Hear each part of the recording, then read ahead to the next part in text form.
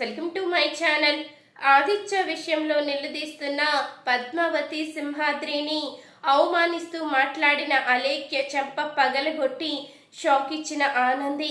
అసలు ఇదంతా ఎలా జరిగింది తెలుసుకునే ముందు ఇప్పటి వరకు మా వీడియోను కనుక లైక్ చేయకపోతే ఒక్క లైక్ చేయండి.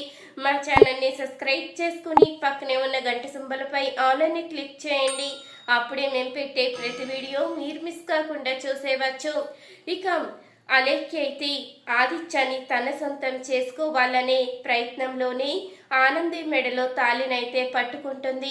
ఇక ఆనంది మెడలో తాలి పట్టుకోగానే ఆనంది అయితే వదులు, ఇది ఆడుకునే వస్తువు కాదు, నువ్వు దీన్ని పట్టుకోకూడదు అంటూ అనగానే నేను వదలనక్క, నీ తాలి నాకు కావాలి అంటూ అలేఖ్య అయితే అడుగుతూ ఉంటుంది.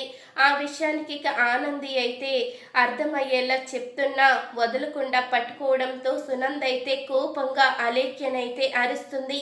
ఇంతలో మరొక వైపు ఇక అలేఖ్య అయితే ఇక లోపలికి వెళ్ళిపోగానే సునంద అయితే ఇక ఆనందితో చెప్తూ ఉంటుంది, నువ్వు తనని ఇలాగే వదిలేస్తే ఎలా కుదురుతుంది, తనని మీ అమ్మ నాన్న దగ్గరికి పంపించేయంటూ అనగానే లేదత్తయ్య గారు, తను ఇక్కడ ఉంటే తొందరగా కోలుకుంటుందనే కదా నేను ఇక్కడికి తీసుకువచ్చింది, మరి అలాంటప్పుడు తన్ని ఎలా పంపిస్తాను అంటూ ఇక ఆనంది అయితే చెప్పి వెళ్ళిపోతుంది. ఈ విషయంలో సునంద శశికాంత్ అయితే చాలా కంగారు పడుతూ ఉంటారు. ఆనంది దగ్గర నిజాన్ని దాచిపెడుతున్నామేమో, చెప్పలేక మనం ఇబ్బంది పడుతున్నాము, కానీ తనని చూస్తూ ఉంటే చాలా జాలేస్తుంది అంటూ ఇక శశికాంత్ అనగానే లేకపోతే వాళ్ళిద్దరికి పెళ్లి చేసేయండి అంటూ ఇక సునంద్ అయితే కోపంగా చెప్తూ ఉంటుంది. అదేంటి అలా మాట్లాడుతున్నావంటూ శశికాంత్ అనగానే మరి లేకపోతే ఏం చెయ్యమంటారు, ఈ విషయం పద్మావతి సింహాద్రికి చెప్పి వెంటనే అలేఖ్యని ఇక్కడి నుంచి పంపించేయాలి. సింహాద్రికి మీరు అర్థమయ్యేలా చెప్పండి, పద్మావతికి నేను అర్థమయ్యేలా చేస్తాను అంటూ ఇక చెప్తూ ఉంటుంది సునంద అయితే. ఇక ఉదయం అవ్వంగానే ఇంతలో ఇక అందరూ కూడా హాల్లో అయితే కూర్చుని ఉంటారు. ఇక అలేఖ్య అయితే ఆలోచిస్తూ ఉంటుంది, నేను ఎలాగైనా ఆదిత్యాన్ని దక్కించుకోవాలి, లేకపోతే ఆదిత్య నా సొంతం అయ్యేలా లేడు, నేను ఎలా ఆదిత్యాన్ని దక్కించుకోవాలి, ఏం చెయ్యాలో అర్థం కావడం లేదు అంటూ ఆలోచిస్తూ ఉండగా ఇంతలో జీవన్ అయితే వస్తుంది. ఇక జీవన్ అయితే రాగానే ఏంటి ఏం ఆలోచిస్తున్నావు, నీ లవర్ బాయ్ని ఎలా దక్కించుకోవాలని చూస్తున్నావా, ఏదోటి ప్లాన్ చెయ్యి, ఆనంది ఇంట్లోంచి వెళ్ళిపోయేలా చేస్తేనే కదా నువ్వు నీ లవర్ని దక్కించుకోగలిగేది అంటూ అనగానే నేను కూడా అదే ప్లాన్ మీద ఉన్నాను, ఎలాగైనా ఆదిత్యని నా సొంతం చేసుకోవాలి, ఆదిత్య ఇప్పుడు ఆనంది మెడలో తాళి కట్టాడు కాబట్టి తనకి ఎక్కడ అన్యాయం జరుగుతుందని ఆలోచిస్తున్నట్టున్నాడు, అందుకని నేను తనకి దగ్గరైనా పట్టించుకోవడం లేదు, తనని నేను దగ్గర చేసుకోవాలి సొంతం చేసుకోవాలని ప్రయత్నించినా తను నా వైపు కూడా చూడడం లేదు, అంటే నా మీద ప్రేమ ఉన్నట్టో లేనట్టో కూడా అర్థం కావడం లేదు అంటూ ఇక అంటూ ఉండగానే నువ్వు పొరపాటు పడుతున్నావు, మొదటిసారి ప్రేమించింది నిన్నే కదా, అలాంటప్పుడు నిన్ను ఎందుకు ప్రేమించకుండా ఉంటాడు,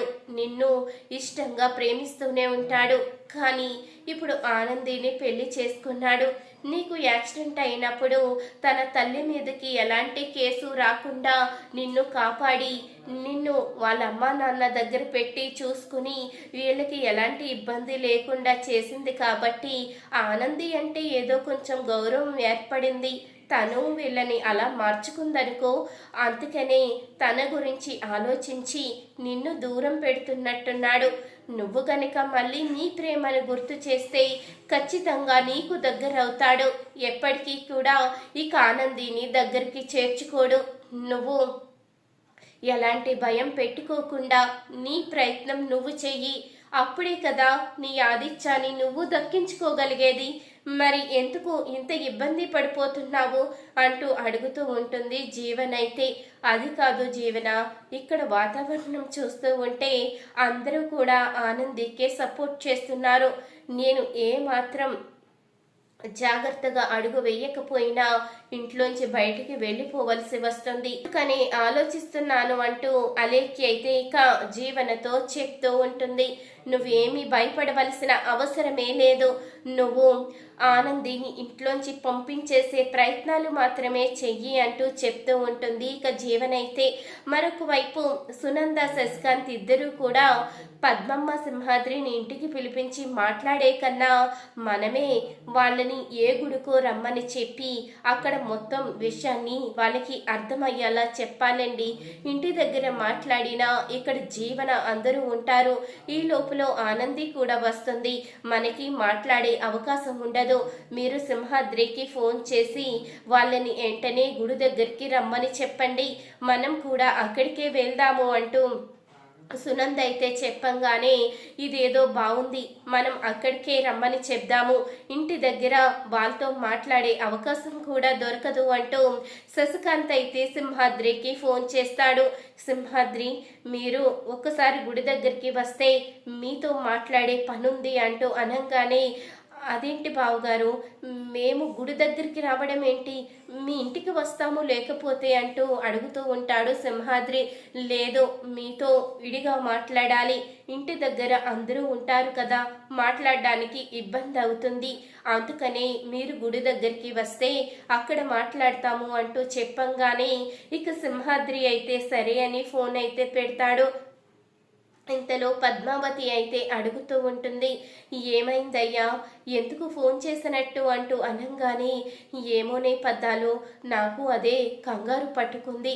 అసలు శశికాంత్ సారు ఫోన్ చేసి ఇలా అండమేంటి, మనతో పర్సనల్గా మాట్లాడాలి, గుడికి రమ్మనడం ఏంటి, మనం వాళ్ళింటికన్నా పోవాలి లేకపోతే వాళ్ళు మన ఇంటికన్నా వచ్చి మాట్లాడాలి, కానీ ఎవరికీ తెలియకుండా గుడి దగ్గర రహస్యంగా మాట్లాడడం ఏంటో నాకు అర్థం కావడం లేదే, నాకు కూడా అదే కంగారు పుడుతుంది అంటూ అనగానే నేను చెప్పాను కదయ్యా, ఎంత చెప్పినా నువ్వు పట్టించుకోవు, ఒకవేళ అక్కడ దివ్య కారణంగా ఏదైనా లొల్లి జరుగుతుందేమో, మొన్న శ్రీనితో చెప్పింది అని చెప్పాడు కదా, ఆ విషయమే మనతో చెప్పాలని పిలిపిస్తున్నారేమో, ఆ రోజే వెళ్ళి దివ్యని తీసుకువచ్చేస్తుంటే ఈరోజు ఇలా ఏ గొడవ ఉండేదే కాదేమో, సర్లే ఎందుకు పిలిచారో వెళ్దాం పద అంటూ ఇక పద్మమ్మ అయితే చెప్తుంది. సింహాద్రి పద్మావతి ఇద్దరూ కూడా ఇక గుడి దగ్గరికి అయితే వస్తారు. ఇక గుడి దగ్గరికి రాగానే ఇంతలో అప్పుడే సునంద శశికాంత్ కూడా గుడి దగ్గరికి అయితే వస్తారు. ఇక సునంద శశికాంత్ గుడి దగ్గరికి రాగానే పద్మమ్మ సింహాద్రి అయితే అడుగుతూ ఉంటారు, ఏమైంది, అక్కడ దివ్య కారణంగా ఏదైనా లొల్లి జరిగిందా, లేకపోతే ఏదైనా ఇబ్బంది అయిన విషయమా, మీరు ఫోన్ చేసి రమ్మనంగానే మాకు ఎంతో కంగారు పట్టుకుంది, అసలు ఏం జరిగిందో, అక్కడ ఏం ఇబ్బంది కలిగిందో, మా బిడ్డ జీవితం ఏమవుతుందో అని చాలా భయం వేసింది, అందుకనే ఇంత కంగారు పడి అడుగుతున్నాము అంటూ సింహాద్రి పద్మావతి అనగానే మీ బిడ్డ జీవితంలో ఎలాంటి లొల్లి జరగకూడదని ముందు జాగ్రత్తగానే ఈ విషయం చెప్పడానికి మిమ్మల్ని ఇక్కడికి రమ్మన్నాము అంటూ సునంద అయితే అంటూ ఉంటుంది. అవునమ్మా, ఏంటి అసలు మా బిడ్డ జీవితంలో ఏం లొల్లి జరగకుండా ఉండాలని మీరు రమ్మన్నారు, అసలు ఏం జరిగిందో చెప్పండి అమ్మా, మాకు చాలా భయంగా ఉంది అంటూ పద్మమ్మ అయితే అంటూ ఉండగా నువ్వు భయపడకు పద్మావతి, మొత్తం వివరంగా చెప్తాను అంటూ సునంద అయితే పద్మమ్మను పక్కకి తీసుకువెళ్తుంది. ఇక శశికాంత్ అయితే సింహాద్రిని పక్కకి తీసుకుని వెళ్తాడు. చూడు పద్మమ్మ, నువ్వు ఒక తల్లివి, ఒక తల్లిగా నీకు చెప్పింది అర్థమవుతుందనే నిన్ను ఇక్కడికి తీసుకువచ్చాను. అక్కడ దివ్య కారణంగా ఆనంది ఆదిత్య మధ్య చాలా దూరం పెరుగుతుంది.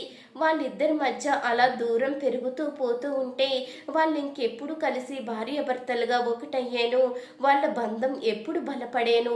మొన్నే అగ్రిమెంట్ వరకు వచ్చి ఏదో మన అదృష్టం బాగుండడం వల్ల ఆదిత్య అగ్రిమెంట్ చింపేసి ఆనందిని భార్యగా ఒప్పుకున్నాడు.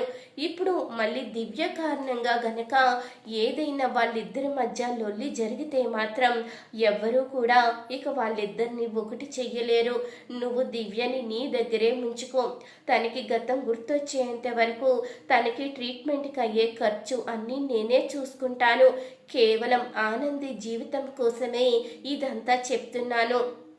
ఒక తల్లిగా నువ్వు ఇదంతా అర్థం చేసుకుంటావని నీకు చెప్తున్నాను. దివ్య రోజు రోజుకి తన ఆగడాలు శృతి మించిపోతున్నాయి. ఈరోజు ఉదయం ఇంటికి బొట్టు పెట్టడానికి ముత్తైదులు వచ్చి ఆనంది తాలికి బొట్టు పెడితే నా మెడలో ఈ తాలి లేదు కదా, నీ మెడలో తాలి ఇచ్చే అక్క, నేను ఈ తాలిని వదలను అంటూ తన మెడలో ఉన్న తాలి లాగబోయింది. అందుకని నేను కోపంగా అరిచేసరికి అప్పుడు ఆ తాలి వదిలిపెట్టింది. ఈరోజు అలా అడిగింది. రేపు బలవంతంగా ఆ తాలి మెడలోంచి తీసేదని నమ్మకం ఏంటి? ఇప్పుడు తాలిబొట్టు అడిగింది. రేపు ఆదిత్యాన్ని అడగదని నమ్మకం ఏంటి? అందుకనే భయంతో నీ దగ్గరికి వచ్చాను పద్మమ్మ. నువ్వు గనుక దివ్యని తీసుకుని వెళ్ళిపోతే అక్కడ ఆదిత్య ఆనంది ప్రశాంతంగా ఉంటారు. వాళ్ళిద్దరికీ నేను మళ్ళీ మొదటి రాత్రి ఏర్పాట్లు చేస్తాను.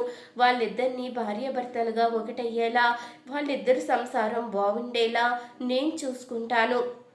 నువ్వు మాత్రం ఈ ఒక్క సహాయం చెయ్యి అంటూ సునంద్ అనంగానే, అయ్యో మీరు ఇంతగా అడగవలసిన పనేముంది? నా బిడ్డ జీవితం గురించే కదా మీరు ఆలోచించేది. నేను ఖచ్చితంగా దివ్యని తీసుకువస్తాను, మీతో పాటే ఇంటికి వస్తాను అంటూ ఇక చెప్తూ ఉంటుంది. పద్మమ్మ అయితే, నాతో పాటు వద్దులే, మేము ఇద్దరం ముందు వెళ్ళిపోతాము, నువ్వు సింహాద్రి తర్వాత రాండి, లేకపోతే ఆనందికి అనుమానం వస్తుంది మేమే మిమ్మల్ని దగ్గరుండి తీసుకువచ్చామని, దివ్యను పంపించేయడానికే పిలిపించామని అనుకుంటుంది అంటూ సునంద్ అయితే చెప్తూ ఉంటుంది. సరే అమ్మా, నేను నా పెన్మిటి తర్వాత వస్తాము, మీరు ముందు వెళ్ళండి అంటూ ఇక పద్మమ్మ అయితే చెప్తూ ఉంటుంది. మరొక వైపు ఇక సింహాద్రికి శశికాంత్ కూడా ఇదే విధంగా అర్థమయ్యేలా చెప్పడంతో, అయ్యో నా బిడ్డ జీవితంలో లొల్లి జరుగుతుంది అంటే నేనెందుకు వదిలిపెడతాను? దివ్యమ్మని మా తానే చెట్టుకుంటాము, తనకి గతం గుర్తొచ్చేంత వరకు మేమే జరభద్రంగా చూసుకుంటాము, ఇంతకు ముందులా జరగకుండా చూసుకుంటాము అంటూ ఇక సింహాద్రి కూడా చెప్తూ ఉంటాడు. సరే, ఏం చేస్తారో తెలియదు, దివ్య మాత్రం మీతో వచ్చేవలసిందే అంటూ ఇక శశికాంత్ అయితే చెప్తూ ఉంటాడు. బావగారు, మీరు ఇంతిలా నా బిడ్డ జీవితం గురించి ఆలోచించి చెప్తున్నప్పుడు నేనెందుకు వదిలిపెడతాను? దివ్యమ్మని మాతో పాటే తీసుకువచ్చేస్తాము, మీరు ముందు వెళ్ళిపోండి, నేను పద్దాలు తర్వాత వస్తాము అంటూ చెప్పంగానే ఇక సునంద శశికాంత్ ఇద్దరూ కూడా ఇక సింహాద్రి పద్మావతికి అర్థమయ్యేలా చెప్పి అక్కడి నుంచి అయితే ఇంటికి వెళ్ళిపోతారు. ఇంతలో సింహాద్రి పద్మావతి అయితే అసలు దివ్య కారణంగా బిడ్డ జీవితంలో లొల్లు జరుగుతుందని అసలు అనుకోలేదే పద్దాలు, ఇప్పుడు ఖచ్చితంగా తీసుకువచ్చేవలసిందే, వీళ్ళు ఇంతలా చెప్తున్నారు అంటే అక్కడ ఆ అమ్మ ఇంకా ఎంత బాధ పెడుతుందో మన బిడ్డని, ఖచ్చితంగా తీసుకురావలసిందే అంటూ ఇక సింహాద్రి అనంగానే, అవునయ్యా దివ్యని తీసుకువచ్చేయాలి, అయినా మన బిడ్డననాలి, దారిని పోయే వాళ్ళందరినీ తీసుకువచ్చి పెట్టుకుంటే ఇలాగే జరుగుతుంది అంటూ పద్మమ్మ అనంగానే, చూడు పద్దాలు, మన బిడ్డ మంచి మనసు గలది, తను ఎవరికి అన్యాయం జరిగినా ఊరుకోదు, ఎవరు ఆ పరిస్థితిలో ఉన్నా తను అలాగే చేసేది. కానీ దివ్యమ్మ ఆ పరిస్థితి అర్థం చేసుకోకుండా బిడ్డ జీవితంలో లొల్లు చెయ్యాలని చూస్తుంది, తనని వెంటనే తీసుకురావాలి అంటూ ఇక సింహాద్రి అయితే చెప్తూ ఉంటాడు. ఇంతలో ఇక అలేఖ్య అయితే ఆదిత్యాన్ని సొంతం చేసుకోవాలని ఆలోచిస్తూ కిచెన్ రూమ్లోకి అయితే వస్తుంది. ఇక ఆదిత్య అయితే హాల్లో తిరుగుతూ ఉండగా, నాకు ఏమైనా పర్వాలేదు, ఆదిత్యాన్ని మాత్రం నా సొంతం చేసుకోవాలి, నా గ్రిప్లో పెట్టుకోవాలి అంటూ ఇక ఆలోచిస్తూ ఇక తన సున్నీనైతే గ్యాస్ స్టవ్ పైన అయితే వేస్తుంది. వేసి, అక్క కాలిపోతుంది, అక్క అక్క కాలిపోతుంది అంటూ అనంగానే ఇంతలో ఆదిత్య అయితే పరుగు పరుగునైతే వెళ్తాడు. ఇక పరుగు పరుగున వెళ్ళంగానే ఇక తన చున్నీ అంటుకోవడంతో చున్నీ అయితే తీసి పడేయడంతో వెంటనే ఇక అలేఖ్య అదే మంచి అవకాశమని ఆదిత్యనైతే కౌగిలించుకుంటుంది. ఇంతలో అప్పుడే శ్రీను అయితే వస్తాడు. శ్రీను అయితే అలా చూసి ఒక్కసారిగా షాక్ అవుతాడు. చిలకమ్మ ఏమైంది, వదిలిపెట్టు అంటూ అనంగానే అలేఖ్య అయితే వదలకుండా ఆదిత్యనే పట్టుకుంటుంది. ఇంతలో జీవన్ అయితే వస్తుంది. ఇక జీవన్ అయితే అలేఖ్య ఆదిత్యాన్ని కౌగిలించుకోవడం చూసి ఇక పక్కనే కాలిపోతున్న సున్నీని చూసి ఆనంది ఇక్కడ దివ్య చున్నీ అంటుకుపోయింది, తొందరగా రా కాలిపోతుంది అంటూ అరుస్తూ ఉండగా ఇంతలో కంగారుగా ఆనంది కూడా అయితే వచ్చేస్తుంది. ఇంతలో ఇక సునంద శశికాంత్ కూడా వస్తారు. ఇక అలేఖ్య మాత్రం ఎవరు వచ్చినా ఆదిత్యాన్ని మాత్రం వదిలిపెట్టదు. అది చూసిన సునందకైతే కోపం వస్తుంది. నువ్వు ఆదిత్యాన్ని వదిలిపెడతావా లేదా, ఆనంది తనని పక్కకి తీయి అంటూ సునంద అయితే కోపంగా అరిసేసరికి ఆనంది అయితే అలేఖ్యను రా దివ్య లెగు అంటూ అనంగానే తను మాత్రం ఆదిత్యాన్ని వదిలిపెట్టదు. ఇక అప్పుడే సింహాద్రి పద్మావతి అయితే వస్తారు. ఇక ఆదిత్యాన్ని అలేఖ్య కౌగిలించుకోవడం చూసి పద్మమ్మ అయితే కోపంగా బిడ్డ అంటూ అరవంగానే ఆ పిలుపుకి ఒక్కసారిగా ఉలిక్కిపడి ఆదిత్యాన్ని వదిలేస్తుంది. అలేఖ్య అయితే ఏం చేస్తున్నావు బిడ్డ, నువ్వు అసలు ఏం చేస్తున్నావో నీకు అర్థమవుతుందా, అల్లుడు గారిని అలా పట్టుకోవడం ఏంటి, నీకు అసలు బుర్ర పనిచేస్తుందా అంటూ కోపంగా అరిసేసరికి అమ్మా తన గురించి తెలుసు కదా, ఎందుకు అలా మాట్లాడుతున్నావు అంటూ ఇక ఆనంది అయితే అనంగానే ఇక నువ్వు ఆపు బిడ్డ, నీ కారణంగానే ఇదంతా జరుగుతుంది, దారిని పోయే వాళ్ళని వదిలిపెట్టి రాకుండా నువ్వే నీ నెత్తికి ఇలా తగిలించుకున్నావు అంటూ అనంగానే అమ్మా నువ్వు తప్పుగా మాట్లాడుతున్నావు అంటూ ఉంటుంది ఆనంది. తను తప్పుగా మాట్లాడడం లేదు ఆనంది, ఏదైనా ఒక లిమిట్ అంటూ ఉంటుంది, తను ఈ లిమిట్ అంటూ దాటేస్తుంది, ప్రతి విషయంలో ఆదిత్యాన్ని టార్గెట్ చేస్తుంది.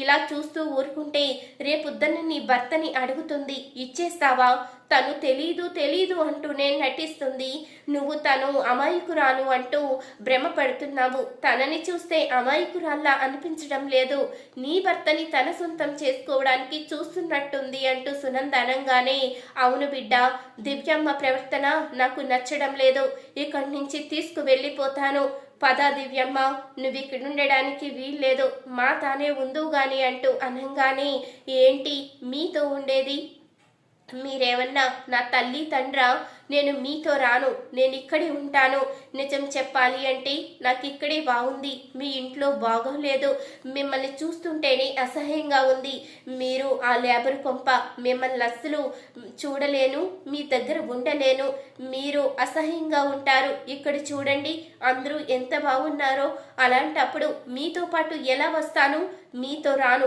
మీరెక్కడి నుంచి వెళ్ళిపోండి, ఏదో నా కన్న తల్లిలా కన్న తండ్రిలా ఆర్డర్ వేస్తున్నారు, అయినా ఆనంది అక్క కూడా మీ కూతురు కాదంట కదా, మరి ఎందుకు పెత్తనం చలాయిస్తున్నారు, నీకు పిల్లలు లేరు కానీ ఎదుటి వాళ్ళ పిల్లల మీద మాత్రం నోరు పెట్టుకు అరుస్తావే, ఎందుకు అలా మాట్లాడుతున్నావు అంటూ దివ్య అయితే నోటుకొచ్చినట్టు మాట్లాడంగానే ఆ మాటకి ఆనందికైతే చాలా కోపం వస్తుంది.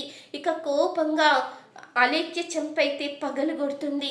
ఇంతవరకు నువ్వు ఏం చేసినా ఎంత లొల్లి చేసినా ఊరుకున్నాను, కానీ నా తల్లి తండ్రిని అంత మాట అంటావా, నీకు గతం గుర్తు లేక నువ్వు బాధపడుతూ ఉంటే, నువ్వు లేవలేని స్థితిలో ఉంటే నా తల్లి నిన్ను కన్న తల్లిలా దగ్గరికి చేర్చుకుని నీకు ఒక చంటి పిల్లలా భోజనం తినిపిస్తూ నిన్ను ఒక చంటి పాపలా చూసుకున్న నా తల్లిని అవమానించి మాట్లాడతావా, ఆ తల్లికి పిల్లలు లేకపోవచ్చు కానీ నన్ను కన్న కూతురు కన్నా ఎక్కువగా పెంచుకుంది, ఆ తల్లి రుణం ఎన్ని జన్మలెత్తినా తీర్చుకోలేను, నిన్ను కూడా అదే విధంగా ప్రేమగా చూసుకుంది, కానీ నువ్వు అదంతా మర్చిపోయి ఇంత స్వార్థంగా మాట్లాడుతున్నావంటే అత్తయ్య గారు చెప్పింది నిజమని అనిపిస్తుంది.